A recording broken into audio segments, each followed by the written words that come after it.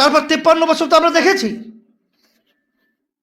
আমরা সর্বক্ষেত্রে তো আমরা দেখেছি বৈষম্য, সর্বক্ষেত্রে দেখেছি জুলুম, আমরা সর্বক্ষেত্রে দেখেছি দুর্নীতি, আমরা সর্বত্র ক্ষেত্রে দেখেছি আমাদের দেশে বসে আমাদের দেশের টাকাগুলো বিদেশে পাচার করতে। এমন কি বিচার বিভাগের দিকে আমরা যদি লক্ষ্য করে দেখেছি যে এক সরকারের সময় ফাঁসির আসামির যখন বিচারক রায় দেয় সে ফাঁসি হবে, আবার সরকার পরিবর্তনের পরে আমরা দেখি বেকচুর খালাস হবে বা হয়ে গেছে। এই তো আমরা আইন দেখেছি। এই জন্যে আমরা 5ই আগস্ট অভ্যুত্থানের পরে আমরা বলেছিলাম যে দেশ যদি মানুষ সুন্দরভাবে বসবাস করতে হয়, মানুষের অধিকার বাস্তবায়ন করতে হয়, এ দেশকে যদি প্রকৃত অর্থ স্বাধীনতা যে উদ্দেশ্য লক্ষ্য ছিল সেটা যদি বাস্তবায়ন করতে হয়, তাহলে এখন নীতি আদর্শ হলো যে দেশে 92 জনের মতো শতকরা মুসলমান বসবাস করে, সেই দেশের ভিতরে এই নীতি আদর্শটা যদি আমরা থ্রো করতে পারি, বাস্তবায়ন করতে পারি, তাহলে প্রকৃত শুধু মানুষ নয়, একটা পিপিলিকার পর্যন্ত স্বাধীনতা গ্যারান্টি নিশ্চয়তা এখানে বাস্তবায়ন হবে। আলহামদুলিল্লাহ, সেই লক্ষ্যেই যখন মাওয়ার চলেছিলাম তখন আল্লাহর রহমতে বাংলাদেশের বেশিরভাগ মানুষ এটা সাড়াও দিয়েছিল। কিন্তু দুঃখ সহকারে বলতে হয় যে স্বার্থন্বেষী লোভী এক শ্রেণীর নেতৃত্ব দানকারী ইসলামের নাম ব্যবহার করে তাদের কার্যক্রমটা সমস্ত অনিসলাম, শুধু তাই না, মানুষের যে আচরণগুলো আছে সে আচরণগুলো তাদের ভিতরে আমরা দেখি নাই, মানবতা আমরা দেখি নাই। তা যাই হোক, এখন বারবার 26শে মার্চ আসবে, আমরা স্বাধীনতার উত্তর আমরা আলোচনা করব। তা আমি সারা দেশের মানুষকে, তামাম দুনিয়ার মানুষকে, বিশেষ করে বাংলাদেশের সর্বশ্রেণী, সর্বপেশার, সর্বমহলের আমি সকলকে অনুরোধ করব, আসেন যে আমরা ইসলামকে একটু পরীক্ষা করে দেখি।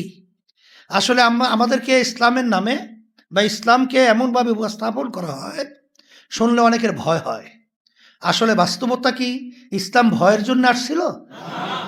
ইসলাম তো শব্দের অর্থ শান্তি।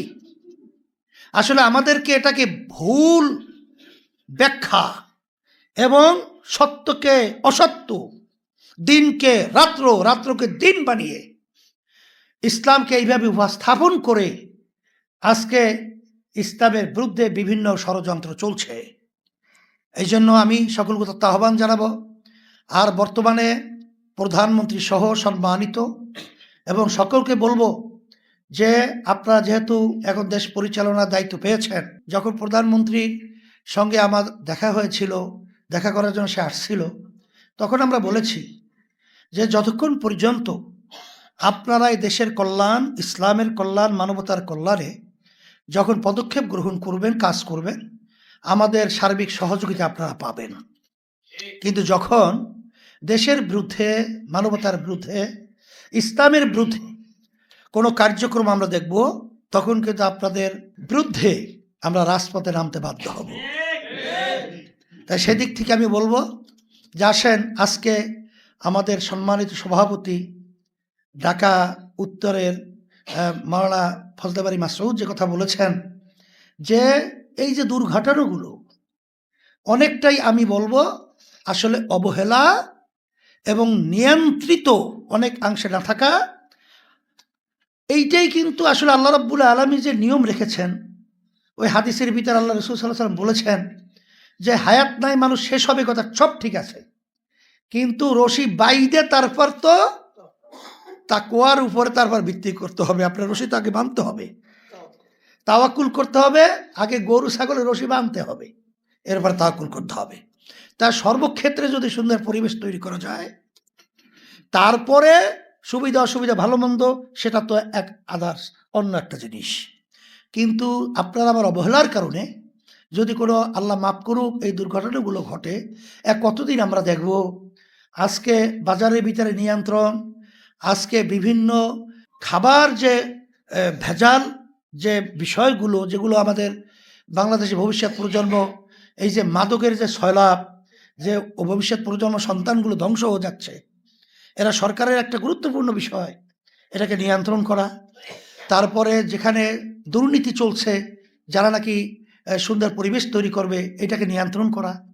তাই সুন্দর পরিবেশের জন্যে বর্তমান সরকারকে আমরা আহ্বান করছি এবং বাংলাদেশের মানুষকে, সাংবাদিক বন্ধুরা সহ সকলকে বলবো, আসেন আমরা 53-54 বছর দেখেছি, আমরা ইসলাম নামক যে নীতি আদর্শ রয়েছে এটার যদি আমরা ফলো করতে পারি তাহলে দুনিয়াতেও শান্তি পাবো, আখেরাতেও মুক্তি পাবো।